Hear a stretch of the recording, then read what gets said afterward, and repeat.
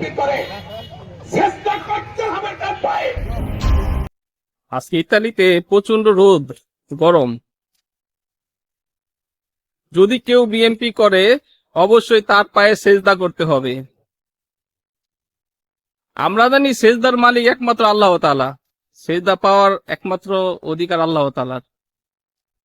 এখন আওয়ামী লীগের আমলে শুনতাম শেখ হাসিনা জান্নাতের মালিক, শেখ মুজিবুর জান্নাতের দরজা খুলবে, আরো অনেক অনেক ঘটনা শুনতাম আওয়ামী লীগের আমলে।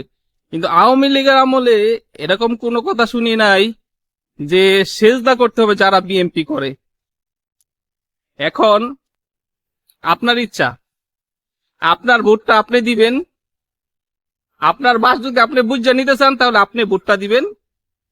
আর আপনি যদি মনে করেন যে আপনি সেজদা দিবেন আল্লাহ ছাড়া বিএনপি কে, তাহলে আপনার ভোটটা আপনি দিতে পারেন।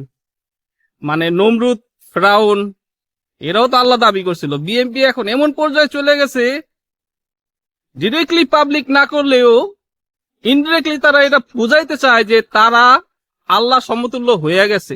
মানে সেজদা করতে হবে যে বিএনপি করে, এমন একটা দল, বুঝছেন, এমন একটা দল আর কি।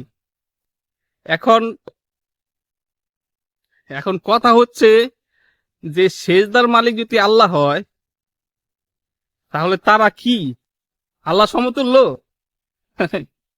আপনার ভোটটা আপনি দিবেন, আপনি বুঝিয়ে দিবেন আপনার ভোটটা আপনি কারকে দিবেন, বুঝছেন। আপনার যদি মনে চায় যে আপনি জাহান্নামের টিকিটটা দুনিয়া থেকে কনফার্ম করবেন, তাহলে আপনার ভোটটা আপনি বিএনপি কে দিয়েন। আল্লাহ হাফিজ।